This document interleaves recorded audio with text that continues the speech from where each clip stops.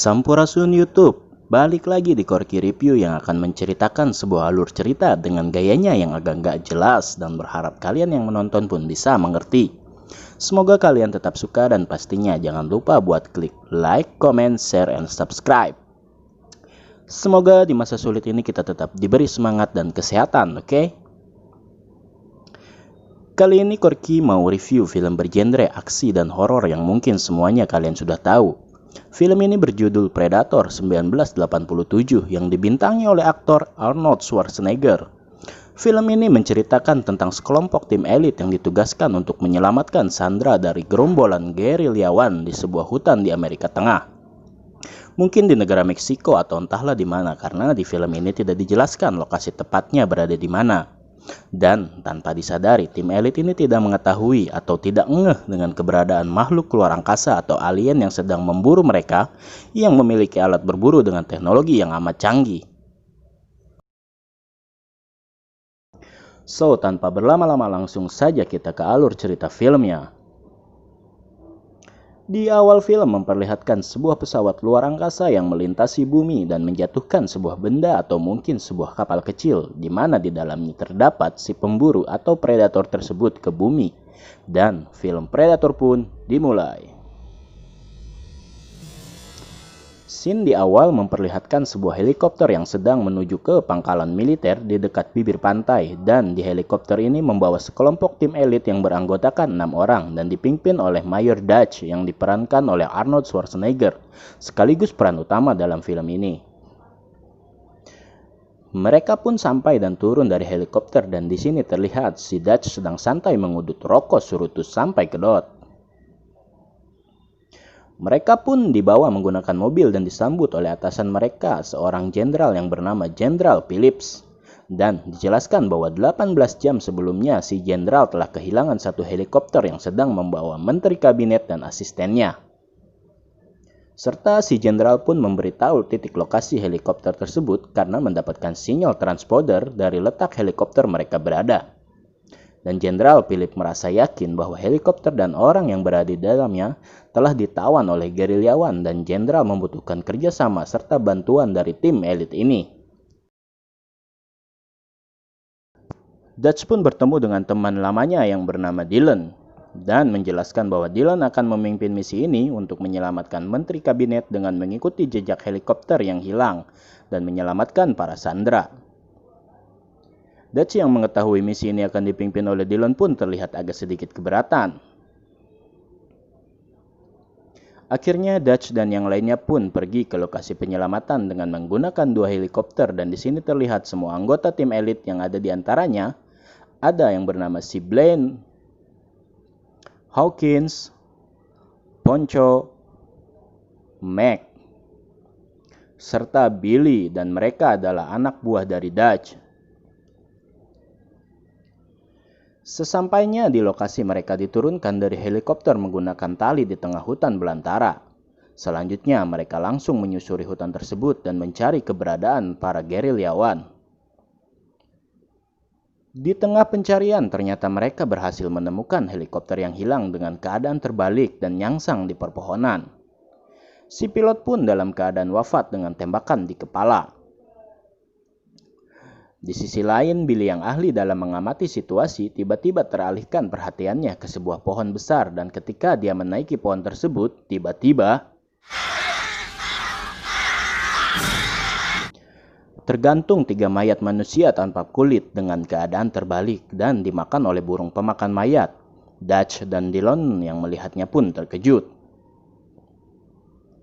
Di sekitar mayat tersebut, Mac menemukan kalung yang bernama Jim Hopper, dan Dutch pun mengenal orang tersebut bahwa mereka adalah pasukan baret hijau dari Fort Bragg, dan menanyakan kepada Dylan mengapa mereka ada di sini.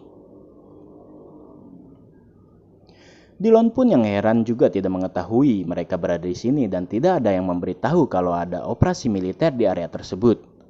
Anggota yang lain pun merasa heran kenapa gerilyawan sampai harus menguliti mayat mereka. Billy pun menemukan beberapa peluru dan mengira terjadi baku tembak di tempat tersebut. Namun Billy tidak menemukan jejak satupun dan mulai mengira bahwa ini sangat tidak masuk akal. Dutch yang sepemikiran pun tidak menyangka seorang Jim Hopper bisa terperangkap dan mati dalam keadaan seperti itu. Akhirnya Dutch memerintahkan semuanya untuk kembali fokus menyelamatkan para sandera dengan persiapan senjata militer yang mereka bawa. Namun, di balik pepohonan yang tinggi terlihat bayangan sesuatu sedang mengawasi mereka dengan menggunakan penglihatan inframerah. Ya, dan disinilah kita tahu bahwa si alien predator tersebut sedang mencoba memburu dan mengikuti mereka. Akhirnya tim Dutch pun berhasil menemukan keberadaan tempat persembunyian para gerilyawan. Dutch yang mengatur posisi para anggotanya dan dia pun mencoba untuk mengintai serta melihat kondisi sekitar tempat tersebut dengan merangkak ala Spider-Man. Diperlihatkan tempat ini memiliki beberapa pos penjagaan yang dijaga oleh satu orang gerilya. Dan Dutch melihat salah satu sandera yang dengan kejam ditembak kepalanya oleh seorang gerilyawan. Dutch membagi tugas kepada anggotanya. Billy dan Poncho pun ditugaskan untuk mengurus orang yang menjaga pos penjagaan, serta Mike dan Blaine mengurus markas gerilya, dan Dillon Hawkins mengawasi area di mana Dutch akan meledakkan tangki bensin yang ada di tempat tersebut. Singkat cerita, mereka pun berhasil melumpuhkan para penjaga tempat tersebut, dan di mana ada aksi dari Dutch dengan mengangkat bagian mobil yang sebelumnya disimpan bom olehnya, serta mobil tersebut didorong hingga meluncur ke kerumunan gerilyawan yang sedang asik ngumpul-ngumpul dan ledakan besar pun terjadi. Lalu perang pun dimulai dengan baku tembak yang seru ditambah dengan ledakan tangki bensin yang ditembaki oleh Dutch. Di samping itu ada beberapa orang yang akan melarikan diri menggunakan helikopter, namun sialnya mereka ditembaki oleh Dillon dan Dutch yang menghancurkan helikopter tersebut dengan senjatanya. Di tengah keasikan menembaki para gerilyawan, Dutch yang hampir ditembak dari belakang oleh seseorang namun berhasil membuatnya pingsan dan ternyata itu adalah seorang wanita yang akan kita kenal bernama dengan Anna. Dan Dillon pun membawanya sebagai pengarah jalan yang Anna ketahui. Namun sebelumnya Dutch dan Dillon sempat bersitegang karena Dutch merasa dibohongi tentang hilangnya menteri kabinet dan asistennya, serta cerita-cerita yang ada di awal film tadi. Dillon terpaksa membohongi Dutch dan yang lainnya karena merasa tim militer yang lain tidak akan mampu untuk melawan gerilyawan yang telah menembak helikopter yang berisi anak buah dari Dillon. Dan ternyata Jim Hopper pun pergi ke hutan tersebut atas perintah Dillon. Namun yang kita tahu tadi, Jim Hopper mati dengan keadaan mayat tanpa kulit. Dutch pun terlihat sangat kecewa terhadap Dillon yang membawa dia dan anak buahnya ke dalam bahaya. Mereka pun memutuskan untuk pergi meninggalkan tempat tersebut karena mengetahui akan ada bantuan dari pihak gerilyawan yang akan membahayakan mereka. Tanpa disadari, suara ledakan dari peperangan tadi memancing si predator untuk datang ke tempat tersebut, dan dari sisi penglihatannya, dia masih mengintai Dutch dan kawan-kawan. Billy yang peka terhadap keadaan sekitar pun merasakan seperti ada sesuatu di atas pohon, namun dia tidak menghiraukannya dan kemudian pergi. Singkat waktu mereka terus menyusuri hutan dengan medan yang amat terjal. Kini kembali Billy terlihat merasakan ada sesuatu yang mengikuti mereka di pepohonan, dan dia terdiam sejenak. Beralih ke Anna yang ternyata ingin berusaha melarikan diri dari penjagaan Poncho dengan memukulkan kayu ke wajahnya dengan cepat. Hawkins yang melihatnya mencoba mengejar Anna, dan perhatian si predator pun teralihkan kepada Hawkins yang sedang mengejar Anna dan berhasil menangkap Anna. Tiba-tiba si predator ini menghampiri Hawkins dan menebas lehernya dengan pisau sejenis untuk memburu. Seketika darah pun berlumuran ke wajah Anna yang berada di depan Hawkins, dan predator pun membawa mayat Hawkins. Poncho yang mencoba mencari Hawkins hanya dapat menemukan jeroan dari dalam tubuh Hawkins, dan dia pun menanyakan kepada Anna apa yang terjadi. Namun Anna hanya menjawab bahwa hutan ini tiba-tiba seperti hidup, dan Dillon pun tidak mempercayai dengan apa yang dikatakan Anna, serta mengira ini adalah perbuatan kelompok yang juga membunuh Jim Hopper yang dikuliti tubuhnya. Dutch pun memerintahkan anak buahnya untuk mencari jasad Hawkins. Di sini terlihat jasad Hawkins tergantung di atas pohon yang tinggi. Di tengah pencarian Blaine yang bersiaga dengan senjatanya, tiba-tiba dia ditembak tepat di tengah dadanya dan seketika Blaine pun mati. Mendengar suara tembakan serta melihat keadaan Blaine yang sudah tewas, Mike pun menghampirinya dan melihat sosok bayangan tinggi besar dengan mata yang menyala. Dengan cepat Mac pun menembak ke arah makhluk tersebut dan diikuti teman-teman lainnya. Sampai-sampai pohon di sekitar hutan pun hancur berantakan. Sialnya setelah dicek ternyata tidak ada jejak atau jasad di sekitar hutan yang mereka tembaki. Mereka pun semakin kebingungan dengan apa yang sedang terjadi dan siapa yang telah melakukan hal gila ini. Demi keamanan, Dutch memerintahkan Dillon untuk meminta bantuan dengan menggunakan radio pemancar, serta Mac yang ditugaskan untuk memasang ranjau yang mereka miliki sebagai garis pertahanan dari musuh yang belum mereka ketahui itu apa. Namun ternyata Anna menemukan cairan berwarna hijau terang di dedaunan yang ternyata salah satu tembakan Mac berhasil mengenai kaki dari si predator tersebut yang mengakibatkan luka dan mengeluarkan darah. Akhirnya di film ini pun diperlihatkan sosok pemburu manusia tersebut. Dialah yang kita kenal sebagai predator yang sedang mengobati luka di kaki akibat tembakan Mac dengan menggunakan peralatan medis yang canggih. Seketika dia pun berteriak dan tim elit pun mendengar teriakan tersebut. Malam hari tiba dan Mac berjaga di saat yang lain sedang beristirahat. Namun tiba-tiba Mac diserang oleh seekor babi. Mendengar kegaduhan, Dutch dan yang lainnya pun menghampiri Mac yang sudah berhasil membunuh babi hutan tersebut. Namun di saat kembali, jasad Blaine yang sudah tewas malah menghilang. Di saat pagi pun meski jasad Blaine telah diambil, namun tidak terdapat jejak kaki dan garis pertahanan yang dipasang ranjau pun mustahil untuk dilewati. Dan barulah di sini Dutch menyadari bahwa musuh yang mereka datangi ini memanfaatkan pepohonan untuk menyerang Dutch dan kawan-kawan. Tim Dutch berinisiatif dengan memasang perangkap menggunakan ranjau dan pepohonan ala-ala orang primitif agar bisa menangkap makhluk tersebut. Hadeh, bukannya buru-buru kabur malah pengen nangkap itu makhluk. Setelah perangkap dipasang, mereka pun bersembunyi di semak-semak dan menunggu makhluk predator tersebut hingga Anna yang menceritakan kejadian aneh yang terjadi selama ini menimpa kelompoknya di hutan. Dimulai dengan orang yang dijagal dan dikuliti sehingga kelompok Anna menjuluki makhluk itu sebagai setan yang membuat sebuah piala dari tengkorak manusia. Tak kunjung datang, akhirnya Dutch keluar dari semak-semak mencoba memancing predator itu dan ketika mereka lengah, tiba-tiba makhluk yang tidak terlihat pun akhirnya berhasil tertangkap oleh perangkap jaring, namun itu hanya sementara.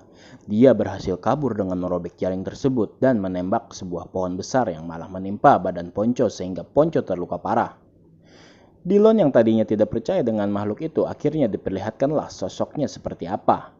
Mac yang geram terhadap predator ini akhirnya mengejar makhluk itu bersama dengan Dillon. Mereka berdua melihat makhluk itu sedang berdiam di sebuah pohon. Dengan sembunyi-sembunyi, Dillon dan Mac membuat strategi untuk membunuh makhluk itu. Mac yang disuruh Dillon untuk merangkak perlahan menghampiri makhluk itu malah kena sial. Mac yang sedang bersembunyi di sebuah pohon yang tumbang malah ketahuan oleh si predator tersebut dan tak lama predator itu mengarahkan sebuah sinar laser dan akhirnya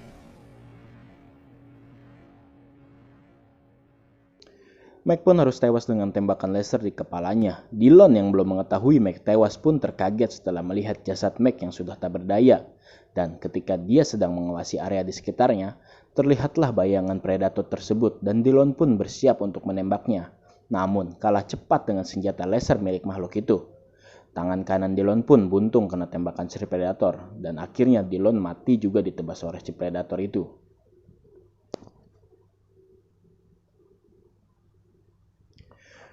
Beralih ke Dutch, Billy, Anna, dan Ponco yang sedang terluka, mereka berusaha lari menyelamatkan diri dari buruan makhluk itu dan mendengar suara teriakan Dillon yang sedang dibunuh. Billy pun memutuskan untuk berdiam menunggu predator di sebuah jembatan yang terbuat dari pohon besar. Dutch dan yang lainnya pun meninggalkannya. Terlihat Billy ingin one by one melawan predator tersebut dengan hanya menggunakan golok.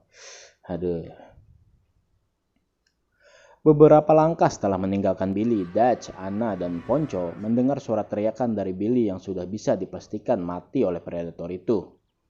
Namun dengan cepat, predator itu sudah ada di pohon besar di belakang mereka. Seketika Ponco yang dalam keadaan lemah pun mati tertembak kepalanya. Di tengah kepanikan, Dutch berusaha menembak si predator namun malah tangannya yang tertembak. Lalu dia menyuruh Anna untuk pergi ke helikopter penyelamat. Di tengah kepayahan, Dutch berusaha kabur, namun sial malah terperosok ke sebuah jurang dan tercebur ke sungai yang memiliki air terjun dan terbawa oleh arus sungai. Dia pun mencoba berenang dengan tujuan menepi ke tepian sungai. Dutch yang kelelahan pun terkapar di tepian sungai yang penuh dengan lumpur. Tanpa disadari, si predator masih mengincar Dutch. Dutch yang mengetahui kedatangan predator pun mencoba bersembunyi di akar pohon besar yang tumbang. Dan lumpur pun berlumuran di tubuh Dutch yang ternyata membuat si predator tidak dapat melihat dari penglihatan inframerahnya. Dan untuk sementara Dutch bisa bernapas dengan lega. Si predator pun pergi ke tengah hutan. Dutch yang baru menyadari bahwa lumpur yang telah melumuri badannya membuat dia tak terlihat oleh makhluk itu, berencana untuk membuat perangkap ala-ala primitif kembali untuk membunuh si predator dengan memasang pohon besar yang bisa menimpa si predator itu. Di sisi lain, predator terlihat membawa mayat dari Billy ke sebuah pohon yang tinggi dan di situ dia mencabut tulang punggung serta tengkorak kepala Billy. Kembali ke Dutch yang sedang membuat sebuah panahan dan anak panah yang beberapa ujungnya dibungkus dengan bubuk mesiu yang apabila ditembakkan bisa membuat ledakan. Malam pun tiba di mana akan terjadi pertarungan antara manusia melawan sosok alien dengan keahlian memburu yang mengerikan. Dutch memancing si predator untuk datang ke tempatnya berada dengan berteriak dan sepertinya si predator pun mendengarnya.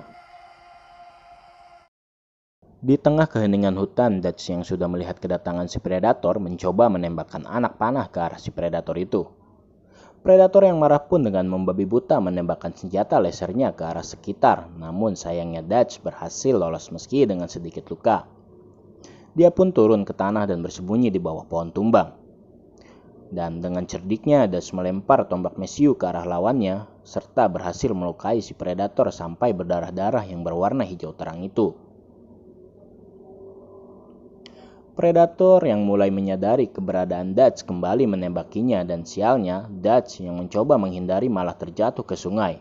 Otomatis lumpur yang menutupi badannya pun luntur dan akhirnya predator bisa melihat kembali Dutch dengan jelas. Pertarungan sebenarnya pun terjadi di mana si predator malah melepas alat penembak serta topengnya yang memperlihatkan wajah asli makhluk tersebut. Dutch yang terkejut melihat wajah asli predator pun melontarkan salah satu ucapan yang ikonik di film ini. You one ugly motherfucker. Pertarungan one by one pun terjadi, namun Dutch hanya menjadi bahan pelampiasan kemarahan si predator. Dutch yang kepayahan pun mencoba memancing si predator dengan berlari ke tempat dia memasang jebakan. Namun sayangnya si predator menyadari adanya salah satu jebakan yang Dutch pasang dan dia pun berhasil menghindarinya.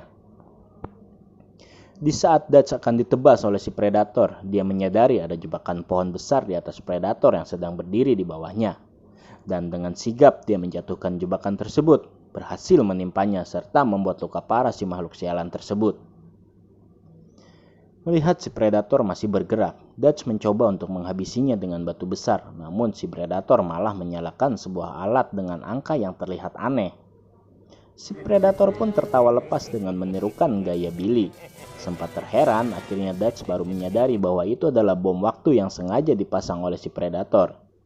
Dengan cepat Dutch berlari menghindari bom tersebut dan ledakan besar pun terjadi sampai membuat guncangan ke helikopter penyelamat yang membawa Anna. Dan terlihat si Jenderal Phillips ikut menjemput dengan tubuh yang kelelahan. Akhirnya Dutch pun berhasil diselamatkan bersama Anna. Dan film pun berakhir.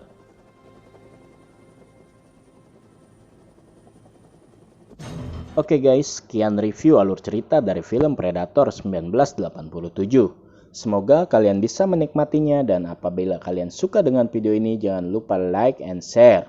Korki Review juga minta dukungannya untuk channel ini dengan subscribe-nya ya. Oke, tunggu review alur cerita dari film-film seru lainnya. Saya undur diri dan sampai jumpa.